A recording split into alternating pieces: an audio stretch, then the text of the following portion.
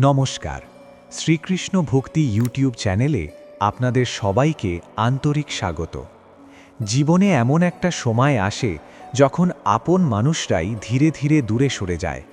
চারপাশে অনেক লোক থাকলেও মনটা ভীষণ একা হয়ে পড়ে। ঠিক সেই সময় মনে প্রশ্ন জাগে, সবাই যখন ছেড়ে যায় তখন কি সত্যিই কেউ থাকে? আজকের এই ভক্তিময় কথায় আমরা জানব, যখন সবাই ছেড়ে যায় তখন ভগবান শ্রীকৃষ্ণ কি বলেন এবং কিভাবে তিনি নীরবে আমাদের পাশে দাঁড়ান। মনটা শান্ত করে বসুন, পুরো ভিডিওটা মন দিয়ে শুনুন, কারণ এই কথাগুলো হয়তো আপনার জীবনের সঙ্গেই মিলে যাবে। নমস্কার প্রিয় ভক্তবৃন্দ। জীবনে আমরা যা করি তার ফল কি সত্যিই আমাদের হাতেই ফিরে আসে? কেন ভালো কাজ করেও অনেক সময় কষ্ট পাই আর ভুল করেও কেউ কেউ সুখে থাকে? এই সব প্রশ্নের উত্তর লুকিয়ে আছে শ্রীমদ্ ভগবদ্ গীতার গভীর কিন্তু সহজ উপদেশে। আজকের এই গল্পে আমরা শ্রীকৃষ্ণের বাণীর আলোকে বুঝতে চেষ্টা করব কর্মফল আসলে কি আর তা কিভাবে আমাদের জীবন গড়ে তোলে। চলুন শ্রীকৃষ্ণের কথায় মন ডুবিয়ে দিই।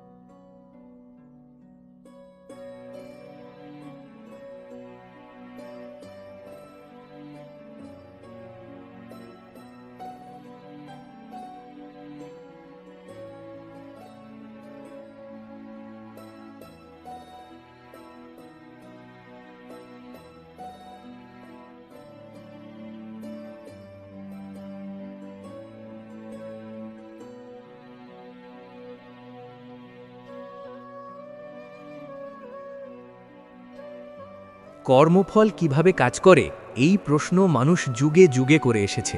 শ্রীমদ্ ভগবদ্ গীতা এই প্রশ্নের উত্তর দেয় খুব শান্ত, গভীর আর বাস্তব ভাষায়। গীতার কথায় কর্মফল কোনো ভয় দেখানোর বিষয় নয়, আবার কোনো অলৌকিক শাস্তিও নয়। এটি জীবনের স্বাভাবিক নিয়ম। যেমন বীজ বপন করলে গাছ জন্মায়, তেমনি কর্ম করলে তার ফল আসে। মানুষ প্রায়ই ভাবে, আমি তো ভালো কাজ করেছি, তবু কষ্ট পাচ্ছি কেন? আবার কেউ খারাপ কাজ করেও সুখে আছে। এটা কিভাবে সম্ভব? গীতা বলে, কর্মফল সবসময় সঙ্গে সঙ্গে দেখা যায় না। সময়, পরিস্থিতি আর চেতনার স্তর অনুযায়ী ফল প্রকাশ পায়। নদীর স্রোতের মতো কর্মফলও প্রবাহিত হয়, কখনো চোখে পড়ে, কখনো গভীরে লুকিয়ে থাকে। গীতার ভাষায় কর্ম 3 প্রকার। 1, যেটা আমরা এখন করছি। 2, অতীতে করা কর্ম যার ফল এখন আসছে। 3, এমন কর্ম যা ভবিষ্যতে ফল দেবে। মানুষ সাধারণত শুধু বর্তমান কর্মটাই দেখে, কিন্তু তার জীবনে যা ঘটছে তার বড় অংশ আসে পূর্বের কর্ম থেকে। এজন্যেই দুইজন মানুষ একই পরিস্থিতিতে ভিন্ন ফল পায়। একজন ধৈর্য ধরে, আরেকজন ভেঙে পড়ে। গীতা এখানে খুব স্পষ্ট, কর্মফল শুধু বাইরের ঘটনার নাম নয়, ভেতরের পরিবর্তনেরও নাম। কোনো কাজ করলে শুধু বাইরের ফল নয়, আমাদের মন, বুদ্ধি আর স্বভাবেও তার ছাপ পড়ে। শ্রীকৃষ্ণ বলেন, মানুষ কর্ম না করে থাকতে পারে না। শ্বাস নেওয়াটাও এক ধরনের কর্ম। তাই প্রশ্ন এটা নয় যে কর্ম করব কি না, প্রশ্ন হলো কিভাবে কর্ম করব। যদি আমরা ফলের লোভে কর্ম করি, তবে সেই ফল আমাদের বেঁধে ফেলে। তখন সুখ এলে আমরা আঁকড়ে ধরি, দুঃখ এলে ভেঙে পড়ি। এই বন্ধনই কর্মফলের শৃঙ্খল। গীতা বলে, এই শৃঙ্খল ভাঙার উপায় আছে, তা হলো নিষ্কাম কর্ম, অর্থাৎ কর্তব্যবোধ থেকে কাজ করা, ফলকে ঈশ্বরের হাতে ছেড়ে দেওয়া। অনেকে ভুল বোঝে যে নিষ্কাম কর্ম মানে ফলের প্রতি উদাসীন থাকা। গীতা তা বলে না। গীতা বলে, সম্পূর্ণ মন দিয়ে কাজ করো, কিন্তু ফলের মালিকানা নিজের কাঁধে নিও না। কৃষক জমিতে বীজ বপন করে, জল দেয়, আগাছা পরিষ্কার করে, এগুলো তার কর্তব্য। কিন্তু বৃষ্টি হবে কিনা, ঝড় আসবে কিনা, ফসল কতটা হবে, সব তার হাতে নেই, তবু সে কাজ করে। এই মনোভাবই গীতার কর্মযোগ। কর্মফল কাজ করে ন্যায়ের নিয়মে, কিন্তু মানুষের বিচার বুদ্ধির মতো সরলভাবে নয়। আমরা ভাবি ভালো মানে সঙ্গে সঙ্গে পুরস্কার, খারাপ মানে সঙ্গে সঙ্গে শাস্তি। কিন্তু প্রকৃতি এমন নয়। অনেক সময় ভালো কাজের ফল দেরিতে আসে, আর খারাপ কাজের ফল লুকিয়ে থাকে। ঠিক যেমন বিষ ধীরে ধীরে শরীর নষ্ট করে, তেমনি ভুল কর্ম ধীরে ধীরে চেতনা নষ্ট করে। আবার সৎ কর্ম ধীরে ধীরে মনকে শক্ত করে, শান্ত করে। গীতা আরও বলে, কর্মফলের আসল প্রভাব পড়ে আমাদের অন্তরে। কেউ যদি দান করে কিন্তু অহংকার বাড়ে, তবে বাহ্যিকভাবে সে ভালো কাজ করলেও ভেতরে সে বন্ধন তৈরি করছে। আবার কেউ নীরবে সেবা করে, নাম যশ চায় না, তখন তার মন হালকা হয়। এই হালকা ভাবই মুক্তির প্রথম পদক্ষেপ। তাই কর্মফল শুধু বাহ্যিক সুখ দুঃখের হিসেব নয়, আত্মিক অগ্রগতির মাপকাঠিও। মানুষ প্রায় নিজের কষ্টের জন্য ঈশ্বরকে দোষ দেয়। গীতা বলে, ঈশ্বর কাউকে দুঃখ দেন না, সুখও দেন না। মানুষ নিজেই নিজের কর্মের বীজ বপন করে। ঈশ্বর কেবল নিয়ম স্থাপন করেছেন। যেমন আগুনে হাত দিলে পুড়ে যায়, এখানে কারো ব্যক্তিগত রাগ নেই। তেমনি অধর্মের কর্ম করলে তার ফল আসে। এই উপলব্ধি মানুষকে দায়িত্বশীল করে তোলে। তখন আর অভিযোগ নয়, আত্মপর্যালোচনা শুরু হয়। কর্মফলের আরেকটি গভীর দিক হল মানসিক উদ্দেশ্য। একই কাজ দুইজন করলে ফল ভিন্ন হতে পারে, কারণ উদ্দেশ্য ভিন্ন। একজন সত্য বলছে কাউকে সাহায্য করার জন্য, আরেকজন সত্য বলছে কাউকে আঘাত করার জন্য। বাহ্যিক কর্ম এক হলেও অন্তরের কর্ম আলাদা। গীতা বলে, ঈশ্বর অন্তরের ভাব দেখেন, তাই কর্মফলের সূক্ষ্ম বিচার হয় ভাবের স্তরে। এই জায়গায় গীতা ভয় দূর করে। মানুষ ভাবে, আমার অতীত যদি খারাপ হয়, তাহলে কি আমার ভবিষ্যৎও অন্ধকার? গীতা বলে, না, বর্তমান কর্মের শক্তি সবচেয়ে বেশি। এখন যদি তুমি সচেতনভাবে সৎ কর্ম করো, তবে পুরনো কর্মের প্রভাব ধীরে ধীরে ক্ষয় হয়। ঠিক যেমন নতুন জল এলে পুরনো জল সরে যায়। তাই গীতা আশার কথা বলে, হতাশার নয়। কর্মফল থেকে মুক্তি মানে কর্মত্যাগ নয়, বরং কর্মের বন্ধন ত্যাগ। যখন মানুষ নিজেকে কর্মের কর্তা মনে করে, তখন অহংকার জন্মায়। অহংকার থেকেই ভয়, লোভ, রাগ আসে। গীতা বলে, নিজেকে যন্ত্র মনে করো, ঈশ্বরকে কর্তা ভাবো, তখন কাজ চলবে, কিন্তু মন ভারী হবে না। এই অবস্থায় কর্মফল আর শাস্তি বা পুরস্কার হয়ে আসে না, তা হয়ে ওঠে শিক্ষা। জীবনে যা কিছু ঘটে তা যদি আমরা শিক্ষার চোখে দেখি, তবে কর্মফল আমাদের ভাঙে না, গড়ে তোলে। সুখ এলে কৃতজ্ঞতা, দুঃখ এলে বোধ, এই মনোভাবই গীতার শিক্ষা। এতে করে মানুষ ধীরে ধীরে সমত্ব লাভ করে।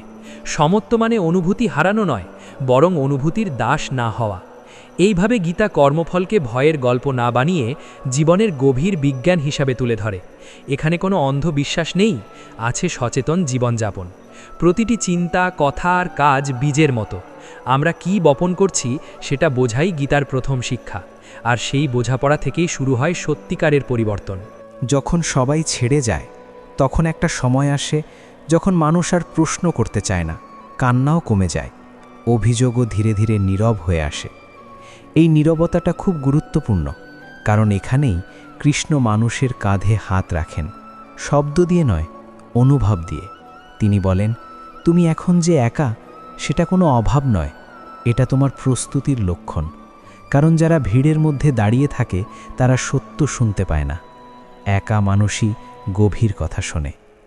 এই পর্যায়ে এসে মানুষ বুঝতে শুরু করে, সবাই ছেড়ে যাওয়াটা তাকে দুর্বল করেনি, বরং ভেতর থেকে শক্ত করেছে। আগে সে যাদের উপর ভর করত, এখন আর তাদের প্রয়োজন হয় না। কৃষ্ণ বলেন, এই স্বনির্ভরতাই আত্মার প্রকৃত শক্তি। অন্যের ওপর নির্ভরশীলতা যত কমে, ঈশ্বরের ওপর আস্থা তত গভীর হয়, কারণ তখন আর কোনো বিকল্প আশ্রয় থাকে না। কৃষ্ণ বলেন, তুমি যখন কাউকে হারানোর ভয় পাও না, তখনই তুমি সত্যিকারের ভালোবাসতে শেখো। সবাই ছেড়ে যাওয়ার পর এই ভয় ধীরে ধীরে মরে যায়। মানুষ তখন আর আঁকড়ে ধরে না, সে পাশে থাকে। এই পার্থক্যটাই ভক্তি আর আসক্তির মধ্যে সীমারেখা টেনে দেয়। কৃষ্ণ চান মানুষ তাকে ভালোবাসুক, আঁকড়ে না ধরুক, কারণ আঁকড়ে ধরা মানে ভয়, আর ভালোবাসা মানে স্বাধীনতা। এই সময় মানুষ এক অদ্ভুত শান্তি অনুভব করে। জীবন আর আগের মতো নাটকীয় লাগে না। সুখ এলে সে হাসে, দুঃখ এলে সে ভাঙে না। কৃষ্ণ বলেন, এই স্থিতপ্রজ্ঞ অবস্থায় জীবনের আসল অর্জন। সবাই ছেড়ে যাওয়ার পর মানুষ এই স্থিতি অর্জন করে, যেখানে সে জানে, যা আসবে আসবে, যা যাবে যাবে, আমি আছি। মানুষ তখন বুঝতে পারে, যারা চলে গিয়েছিল তারা আসলে তাকে ভাঙতে আসেনি, গড়তে এসেছিল। যদি তারা না যেত, তবে সে নিজের গভীরতায় নামতে পারত না। কৃষ্ণ বলেন, অনেক সময় আমি নিজে সরাসরি আসি না, আমি মানুষ পাঠাই। কেউ থাকে, কেউ চলে যায়। যারা চলে যায় তারাই অনেক সময় সবচেয়ে বড় শিক্ষক। এই পর্যায়ে এসে কৃষ্ণ মানুষের মনে এক নিঃশব্দ প্রতিজ্ঞা জাগিয়ে দেন, আমি আর নিজের সত্যকে ছেড়ে যাব না। আগে মানুষ সম্পর্কের জন্য নিজেকে বদলাতো, চুপ করত, সহ্য করত। এখন সে জানে, নিজের আত্মাকে ছেড়ে দিলে সবই হারিয়ে যায়। কৃষ্ণ বলেন, আত্মার সঙ্গে বিশ্বাসঘাতকতা করাই সবচেয়ে বড় পতন। সবাই ছেড়ে যাওয়ার পর মানুষ এই সত্যটা বুঝে যায়।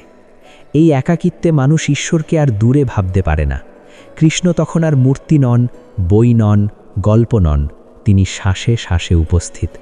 মানুষ কথা না বললেও অনুভব করে, কেউ একজন সব দেখছে, সব জানছে, বিচার না করে পাশে আছে। এই অনুভবই কৃষ্ণের আসল পরিচয়। এই সময়ে মানুষ নতুন করে জীবনকে গ্রহণ করে। সে আবার হাঁটে, কাজ করে, হাসে, কিন্তু আগের মতো নয়। তার হাসিতে গভীরতা থাকে, তার চোখে বোঝাপড়া থাকে। কৃষ্ণ বলেন, এই মানুষকে আর কেউ সহজে ভাঙতে পারে না, কারণ সে একবার সম্পূর্ণ ভেঙে গেছে, আর সেই ভাঙনের মধ্যেই নিজের কেন্দ্র খুঁজে পেয়েছে। সবাই ছেড়ে যাওয়ার পর মানুষ আর ঈশ্বরকে প্রশ্ন করে না, কেন আমার সঙ্গে এমন হলো, বরং সে বলে, এর মধ্যেই কি ছিল আমার জন্যে। এই দৃষ্টিভঙ্গির পরিবর্তনটাই কৃষ্ণের কৃপা, কারণ প্রশ্ন বদলালেই জীবন বদলে যায়। শেষে কৃষ্ণ খুব নীরবে বলেন, এখন তুমি প্রস্তুত। এখন তুমি সম্পর্ক করলেও হারাবে না, একা থাকলেও ভাঙবে না। এখন তুমি কাউকে ভালোবাসলেও নিজেকে ভুলে যাবে না। এখন তুমি জানো, সবাই আসবে যাবে, কিন্তু আমি থাকি। আর তুমি যখন আমাকে অনুভব করতে শিখেছ, তখন আর সত্যিকারের একা থাকা সম্ভব নয়। যখন সবাই ছেড়ে যায়, তখন কৃষ্ণ আসলে এই কথাটাই বলেন, এবার তুমি আমাকে শুনতে পারবে। সবাই ছেড়ে যাওয়ার পর একটা সময় আসে যখন মানুষ আর কাউকে দোষ দেয় না। আগে মনে হতো কেউ বোঝেনি, কেউ থাকেনি, কেউ কথা রাখেনি, কিন্তু ধীরে ধীরে এই অভিযোগগুলো নিজের শক্তি হারায়। তখন কৃষ্ণ মানুষের ভেতরে এক অদ্ভুত বোধ জাগিয়ে দেন, সবাই যেমন ছিল তেমনই ছিল, কেউ খারাপ ছিল না, কেউ ভালো ছিল না, সবাই তাদের সীমা অনুযায়ী ছিল। এই বোঝাপড়া মানুষকে হালকা করে দেয়, কারণ দোষ না দিলে বুকের ভেতরের ভারও কমে যায়। এই সময়ে মানুষ প্রথমবার বোঝে একাকিত্ব মানে শূন্যতা নয়, একাকিত্ব মানে নিজের সঙ্গে দেখা। যতদিন চারপাশে মানুষ থাকে ততদিন নিজের সঙ্গে দেখা হয় না। শব্দ, কথা, সম্পর্ক, চাহিদা সব মিলিয়ে নিজের কণ্ঠ ঢাকা পড়ে যায়। সবাই ছেড়ে গেলে সেই ঢাকা পড়া কণ্ঠ ধীরে ধীরে শোনা যায়। কৃষ্ণ বলেন, এই কণ্ঠটাই আত্মার ডাক। অনেকেই এই পর্যায়ে ভয় পায়, কারণ নিজের সত্যের মুখোমুখি হওয়া সহজ নয়। নিজের ভেতরের অভিমান, হিংসা, দুর্বলতা, অসম্পূর্ণতা সব বেরিয়ে আসে। কৃষ্ণ এখানে মানুষকে আশ্বাস দেন। তিনি বলেন, যা বেরিয়ে আসছে তা নতুন নয়, এগুলো আগেও ছিল, শুধু তুমি ব্যস্ত ছিলে বলে দেখতে পাওনি। এখন এগুলো দেখছো মানেই তুমি প্রস্তুত হচ্ছ এগুলো ছেড়ে দেওয়ার জন্য। সবাই ছেড়ে যাওয়ার পর মানুষ ধীরে ধীরে শিখে যায় চুপ থাকতে। এই চুপ থাকা প্রথমে ভারী লাগে, পরে শান্ত লাগে। কৃষ্ণ বলেন, এই নীরবতার মধ্যেই সত্য বাস করে। বেশি কথা বলা মনকে অস্থির করে, আর নীরবতা মনকে স্থির করে। এই স্থির মনেই ঈশ্বরকে অনুভব করা যায়। এই একাকিত্বে মানুষ আর কারো কাছ থেকে কিছু চায় না। আগে যে মানুষটা একটু ভালো কথা, একটু সময়, একটু যত্নের জন্য অপেক্ষা করত, সে এখন নিজেই নিজের জন্য এই জিনিসগুলো তৈরি করতে শেখে। কৃষ্ণ বলেন, নিজের যত্ন নিজে নিতে শেখা মানেই আত্মসম্মান, আর আত্মসম্মান না থাকলে কোনো সম্পর্কই পবিত্র হয় না। এই সময়ে মানুষ বুঝতে পারে সম্পর্কের ব্যথা আসলে সম্পর্কের কারণে নয়, প্রত্যাশার কারণে। আমরা ভাবি সে থাকবে, সে বুঝবে, সে বদলাবে। কৃষ্ণ বলেন, প্রত্যাশাই সবচেয়ে বড় বন্ধন। সবাই ছেড়ে যাওয়ার পর এই প্রত্যাশাগুলো ভেঙে যায়, আর ভাঙনের মধ্যেই মুক্তি আসে। এই একাকিত্ব মানুষকে ধীরে ধীরে ধৈর্য শেখায়। আগে মানুষ তাড়াহুড়ো করত, সব ঠিক হোক, সব ফিরে আসুক, সব আগের মতো হোক। এখন সে জানে কিছুই আগের মতো হয় না, আর হওয়ার দরকারও নেই। কৃষ্ণ বলেন, পরিবর্তনই জীবনের নিয়ম, পরিবর্তনকে মেনে নিতে পারাই জ্ঞান। এই পর্যায়ে এসে মানুষ ঈশ্বরকে আর আলাদা করে খুঁজে বেড়ায় না। সে বোঝে ঈশ্বর মানে আলাদা কিছু নয়, ঈশ্বর মানে সচেতনতা। হাঁটার সময়, খাওয়ার সময়, শ্বাস নেওয়ার সময় সবখানেই সেই সচেতন উপস্থিতি। সবাই ছেড়ে যাওয়ার পর এই সচেতনতাই মানুষের সবচেয়ে বড় সঙ্গী হয়ে ওঠে। অনেক সময় এই একাকিত্বে পুরনো সম্পর্কগুলো ফিরে আসতে চায়। কেউ বার্তা পাঠায়, কেউ কথা বলতে চায়। কৃষ্ণ তখন মানুষকে খুব সূক্ষ্ম একটা শিক্ষা দেন। সব ফিরে আসা মানেই আশীর্বাদ নয়, কিছু ফিরে আসে শুধু পরীক্ষা করার জন্য। তুমি কতটা বদলেছ, কতটা শিখেছ সেটা দেখার জন্য। এই সময় মানুষ যদি নিজের কেন্দ্রে স্থির থাকে, তবে সে সহজেই বুঝতে পারে কাকে আবার জীবনে ঢুকতে দেবে আর কাকে শুধু সম্মান দিয়ে দূরে রাখবে। এই একাকিত্ব মানুষকে সীমা আঁকতে শেখায়। আগে সে না বলতে পারত না, এখন সে জানে না বলা মানে নিষ্ঠুরতা নয়, আত্মরক্ষা। কৃষ্ণ বলেন, যে নিজের সীমা বোঝে না সে কাউকে ভালোবাসতেও পারে না। সবাই ছেড়ে যাওয়ার পর মানুষ এই সীমার মূল্য বুঝে যায়। এই সময় মানুষ ছোট ছোট জিনিসে আনন্দ খুঁজে পায়। সকালের আলো, চায়ের ধোঁয়া, নীরব বিকেল, এই সব কিছু তার কাছে গভীর হয়ে ওঠে। কৃষ্ণ বলেন, সুখ কখনো বড় ঘটনার মধ্যে থাকে না, সুখ থাকে উপস্থিত থাকার মধ্যে। সবাই ছেড়ে গেলে মানুষ এই উপস্থিত থাকার শিল্প শিখে ফেলে। এই একাকিত্বে মানুষ আর নিজেকে প্রমাণ করতে চায় না। আগে সে চাইতো লোকে বুঝুক, মানুক, স্বীকার করুক। এখন সে জানে নিজের সত্য জানাই যথেষ্ট। কৃষ্ণ বলেন, যে নিজেকে জানে তার আর প্রমাণের দরকার হয় না। সবাই ছেড়ে যাওয়া মানুষকে এই স্বাধীনতা দেয়। ধীরে ধীরে মানুষ অনুভব করে এই একাকিত্ব তাকে ভেঙে দেয়নি, বরং পরিশুদ্ধ করেছে। যেমন আগুনে সোনা গেলে খাঁটি হয়, তেমনি নিঃসঙ্গতার আগুনে মানুষ নিজের অপ্রয়োজনীয় অংশগুলো ছেড়ে দেয়। কৃষ্ণ বলেন, এই আগুনে যে পড়ে না সে বদলায় না। এই পর্যায়ে এসে মানুষ ঈশ্বরকে আর অনুরোধ করে না, আমাকে একা রেখো না। সে বলে, যেমন রাখো তেমনই ঠিক। এই সমর্পণ দুর্বলতার নয়, গভীর আস্থার ফল। কৃষ্ণ বলেন, এই আস্থাই ভক্তির চূড়ান্ত রূপ। সবাই ছেড়ে যাওয়ার পর মানুষ বুঝে যায় একাকিত্ব কোনো শত্রু নয়, একাকিত্ব একজন শিক্ষক, যে শেখায় কিভাবে নিজের সঙ্গে থাকা যায়, কিভাবে ভাঙা অংশগুলো জোড়া লাগানো যায়, কিভাবে নিঃশব্দে শক্ত হওয়া যায়। এই মানুষকে আর কেউ সহজে প্রতারণা করতে পারে না, কারণ সে আর অন্ধভাবে বিশ্বাস করে না, আবার সম্পূর্ণ অবিশ্বাসও করে না। সে দেখে, বোঝে, তারপর এগোয়। কৃষ্ণ বলেন, এই ভারসাম্যই প্রজ্ঞা। এই একাকিত্ব শেষে মানুষ যখন আবার মানুষের ভিড়ে ফেরে তখন সে আগের মতো থাকে না, সে আর ভিড়ে হারিয়ে যায় না, সে ভিড়ের মধ্যেও একা থাকতে জানে আর একা থেকেও পূর্ণ থাকতে জানে। কৃষ্ণ বলেন এই পূর্ণতাই মুক্তির স্বাদ। সবাই ছেড়ে যাওয়ার অভিজ্ঞতা শেষে কৃষ্ণ মানুষের ভেতরে এই নীরব কথাটাই রেখে দেন, তুমি আর কারু ধরে বাঁচো না, তুমি এখন নিজের সঙ্গে থাকতে শেখো। সবাই ছেড়ে যাওয়ার পর মানুষ একসময় বুঝতে শুরু করে সে আসলে কারো চলে যাওয়াতে ভেঙে পড়েনি, ভেঙে পড়েছিল নিজের ভেতরের ভরসার জায়গাটা নড়ে যাওয়ায়। বাইরে যারা ছিল তারা ছিল শুধু অবলম্বন, আসল ভরসার জায়গাটা ছিল নিজের ভিতরে, কিন্তু সেটা সে আগে চিনত না।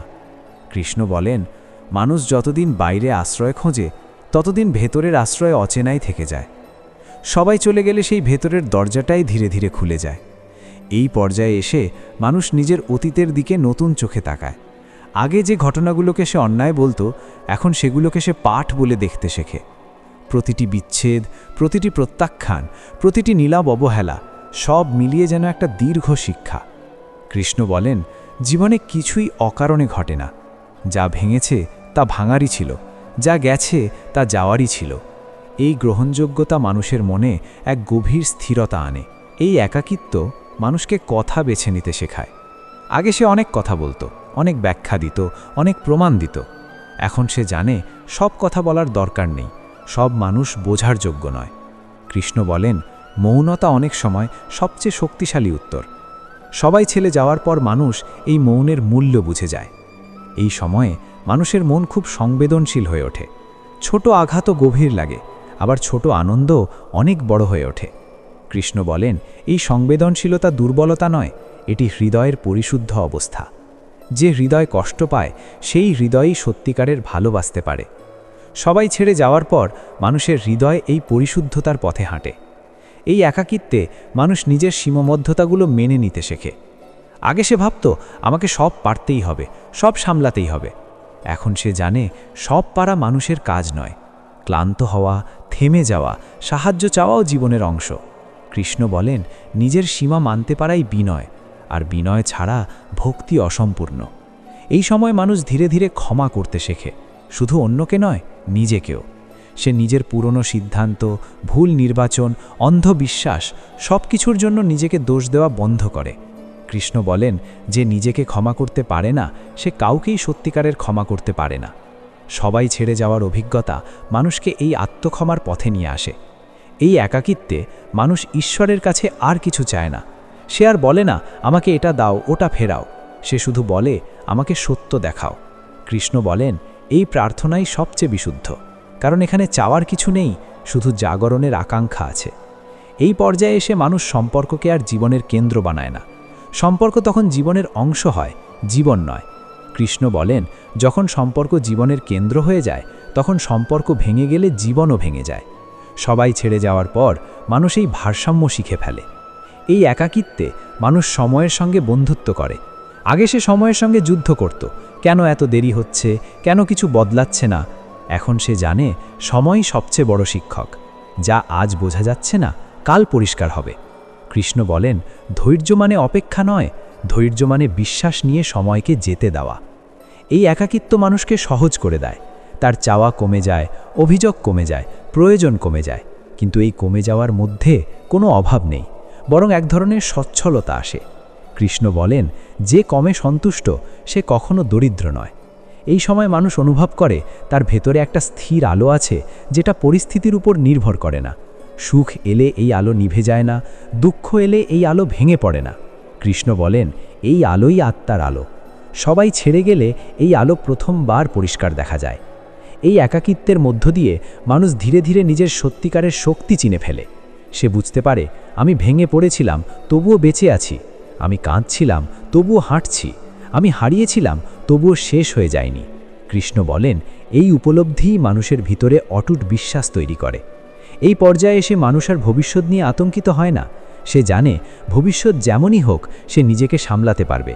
কৃষ্ণ বলেন যে নিজের সঙ্গে থাকতে জানে সে কোনো ভবিষ্যৎকে ভয় পায় না। এই একাকিত্ব শেষে মানুষ যখন আবার জীবনের পথে এগোয় তখন সে আর আগের মতো প্রত্যাশা নিয়ে হাঁটে না, সে উপস্থিতি নিয়ে হাঁটে। সে জানে কেউ থাকলে ভালো, কেউ না থাকলেও ঠিক আছে। এই ঠিক থাকার অনুভূতিটাই সবচেয়ে বড় আশীর্বাদ। সবাই ছেড়ে যাওয়ার পরে কৃষ্ণ মানুষকে আসলে এই অবস্থায় পৌঁছে দেন, যেখানে সে আর ভয় থেকে বাঁচে না, অভাব থেকে ভালোবাসে না, শূন্যতা থেকে সম্পর্ক গড়ে না। আর এই অবস্থায় দাঁড়িয়ে কৃষ্ণ খুব নীরবে মানুষের অন্তরে এই কথাটা বলেন, এখন তুমি কাউকে হারিয়ে নিজেকে হারাবে না, এখন তুমি প্রস্তুত। সবাই চলে গেলেও যদি আপনার মনে আজ একটু শান্তি আসে, যদি মনে হয় আমি একা নই, তাহলে বুঝবেন ভগবান শ্রীকৃষ্ণ নীরবে আপনার হৃদয় কথা বলেছেন। মানুষ আসবে, মানুষ যাবে, কিন্তু শ্রীকৃষ্ণ কখনো কাউকে ছেড়ে যান না। তিনি থাকেন আমাদের বিশ্বাসে, আমাদের কষ্টের ভেতরে, আর সেই নীরবতার মাঝখানে যেখানে কেউ থাকে না। এই ভক্তিময় কথা যদি আপনার ভালো লেগে থাকে, তাহলে শ্রীকৃষ্ণ ভক্তি চ্যানেলটি সাবস্ক্রাইব করুন। ভিডিওটি ভালো লাগলে লাইক দিন এবং প্রিয়জনদের সঙ্গে শেয়ার করুন। রাধে রাধে, জয় শ্রীকৃষ্ণ।